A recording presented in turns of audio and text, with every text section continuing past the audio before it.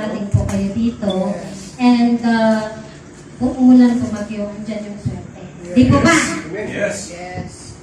Isang sigaw naman dyan na swerte. Swerte! Wait lang po.